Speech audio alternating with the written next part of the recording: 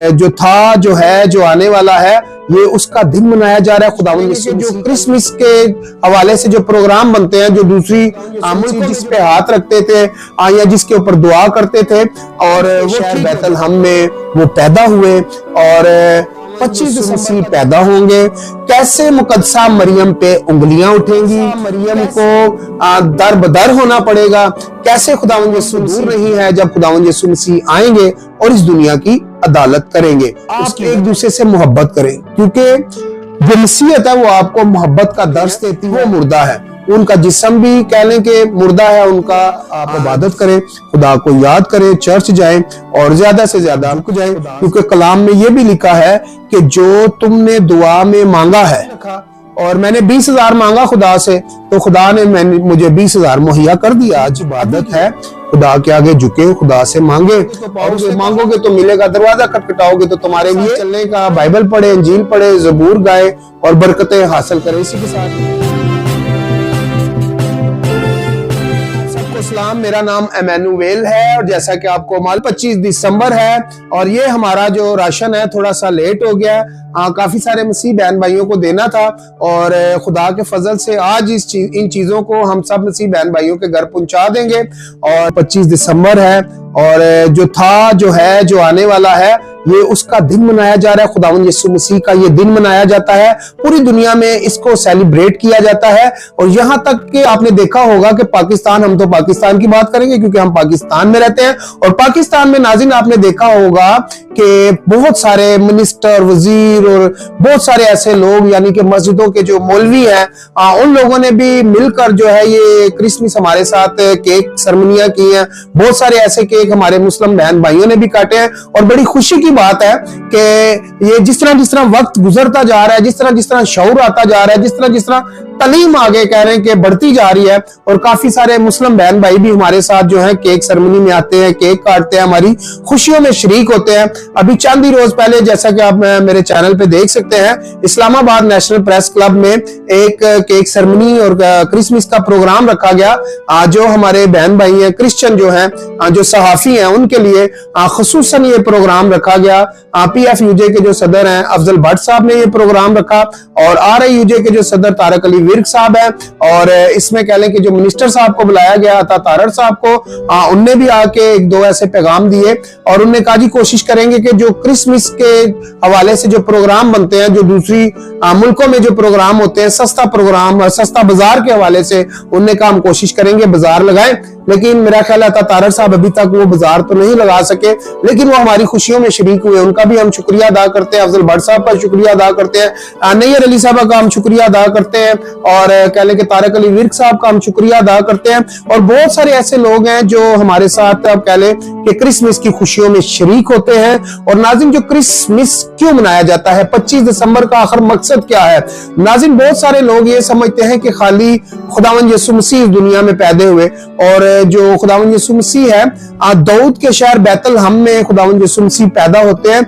और यीशु मसीह के पैदा होने से क्या क्या ऐसी कह लें कि पेशन गोइयां थी उनके, जब पैदा होने से पहले ये दाऊद नबी ने और काफी सारे यसाया नबी ने और काफी सारे नबियों ने पेशन गोइयां की हुई थी कि एक मसीह आएगा और जो जहान के दुखों को उठा ले जाएगा अपने साथ। वो दुख क्या थे नाज़रीन? जैसा कि आपने बाइबल में भी पढ़ा होगा, कुरान में भी पढ़ा होगा कि बहुत सारे लोगों को उस वक्त कोढ़ की बीमारी थी और दीगर ऐसी बहुत सारी कह लें कि बीमारियां थी जो खुदावंद यीशु मसीह जिस पे हाथ रखते थे या जिसके ऊपर दुआ करते थे और वो ठीक हो जाते थे। फिर खुदावंद यीशु मसीह के दौर में क्या हुआ कि खुदावंद यीशु मसीह ने आज तक कुछ जनाजा नहीं पढ़ाया। क्यों नहीं पढ़ाया? अमूमन लोग सवाल करते हैं कि उन्होंने जनाजा क्यों नहीं पढ़ाया, क्योंकि खुदावंद यीशु मसीह जिस जनाजे पे जाते थे जनाब, वो मुर्दा ही जिंदा हो जाता था। तो जनाजा कहां से पढ़ाना था? वो मुर्दा ही जिंदा हो जाता था। नाज़रीन, जो खुदावंद यीशु मसीह के बारे में पूरी दुनिया में अब कह लें कि 25 दिसंबर मनाया जा रहा है। मेरे सामने ये थोड़ा सा आप राशन देख सकते हैं, किसी ने डिस्ट्रीब्यूट नहीं किया, ये मेरी खुदावंद यीशु मसीह ने खुद मदद की है। मुझे जितने भी पैसे जरूरत थे, जितना भी मैंने खुदा से मांगा था, खुदा ने मुझे दिया और वो ये राशन मैंने लिया है। सुबह ये मैं राशन लेके आया था और जब ये मैं राशन लेकर पहुंचा, अभी मैंने दिया नहीं है लोगों को, और ये जितने का मैं राशन लेके आया उससे ज्यादा खुदावंद यीशु मसीह ने मुझे पैसे वापस कर दिए हैं, क्योंकि मैं कारोबार भी करता हूं और वो पैसे मुझे वापस मिल चुके हैं। और ये अभी राशन गया नहीं है, और जो मैंने खर्चा किया था उससे ज्यादा ही खुदा ने मुझे दे दिया है। तो खुदा जो है किसी का एहसान नहीं रखता। जब आप खुदा के नाम का कुछ देते हैं तो खुदा उससे भी ज्यादा और डबल आपको देता है। इसी के लिए इसके ऊपर मैंने एक छोटा सा मैसेज बनाया, वो भी मैं चला रहा हूं। ये थोड़ा मैसेज लंबा था। तो खुदावंद यीशु मसीह जनाब मुकद्दसा मरियम के घर में बेटा बन के आए, और दाऊद के शहर बैतलहम में वो पैदा हुए। और 25 दिसंबर का जो असल मकसद है, एक ऐसा निजात दहिंदा दुनिया में पैदा हुआ जिसको पैदा होने से पहले ही या पैदा होने के बाद हर चीज का पता था, हर चीज लिखी गई थी कि किस तरह खुदावंद यीशु मसीह पैदा होंगे, कैसे मुकद्दसा मरियम पे उंगलियां उठेंगी, कैसे मुकद्दसा मरियम को दर बदर होना पड़ेगा, कैसे खुदावंद यीशु मसीह बड़े होंगे। और बड़े होने के बाद सारी चीजें पहले तय थी कि वो तीसरे रोज मारा जाएगा, सलीब पे चढ़ जाएगा, वो फिर ये है कि तीसरे रोज मुर्दों में से जी उठेगा और आसमान पर चढ़ जाएगा, फिर वहां से वो वापिस आएगा, फिर इस दुनिया की अदालत करेगा। और वो वक्त दूर नहीं है जब खुदावंद यीशु मसीह आएंगे और इस दुनिया की अदालत करेंगे। उसकी वजह यह है, आप बाइबल में भी पढ़ सकते हैं, जो था, जो है और जो आने वाला है वो खुदावंद यीशु मसीह है। और बाकी यह है कि मैं तो ये सारी बातें आपको बाइबल के हवाले से कर रहा हूं, और जिन लोगों को इसके बारे में ज्यादा मालूम है या मेरे से सवाल करना चाहता है इसी टॉपिक के ऊपर, तो मेरा स्क्रीन पे दिए हुए नंबर से आप मेरे साथ बात भी कर सकते हैं, और इसके बारे में आप मजीद पूछ भी सकते हैं, और अपनी राय का भी इजहार कर सकते हैं कमेंट्स बॉक्स में, फोन भी कर सकते हैं, कोई ऐसी बड़ी बात नहीं है।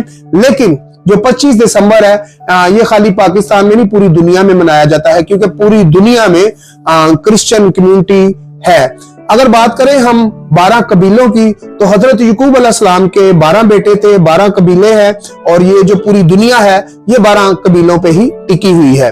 और 12 कबीलों की अगर बात करें तो जो 12 कबीले हैं, अगर बात करें हम अय्यूब नबी की, यूसुफ नबी की और बिन्यामीन की, वो सरे फहरिस्त आते हैं ये 12 कबीलों में।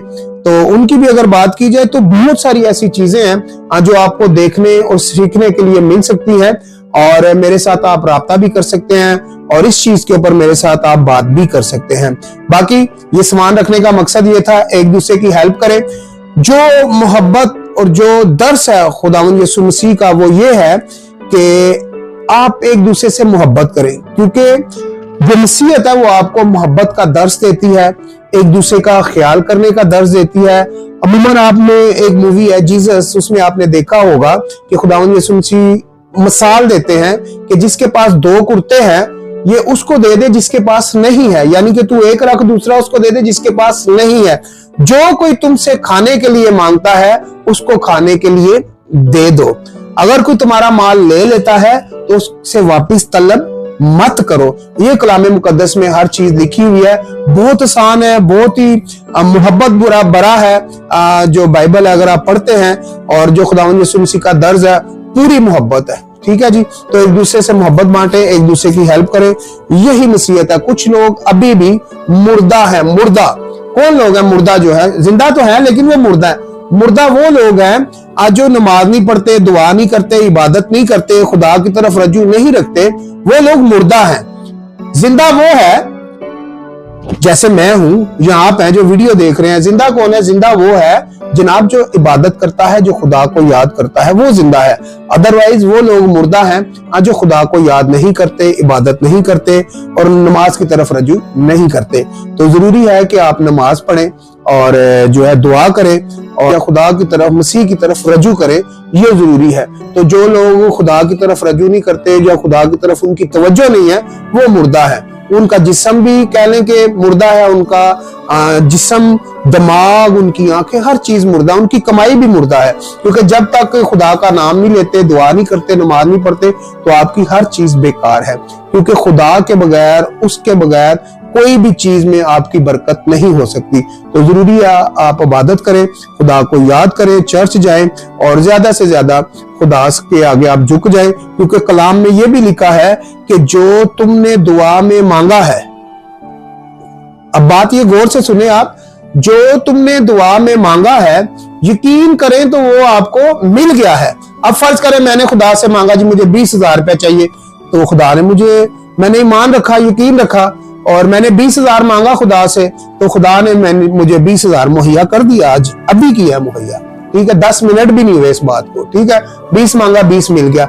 असल जो मांगने का तरीका है वो आपकी इबादत है। खुदा के आगे झुके, खुदा से मांगे, और उसने कहा है ढूंढोगे तो पाओगे, मांगोगे तो मिलेगा, दरवाजा खटखटाओगे तो तुम्हारे लिए खोल दिया जाएगा।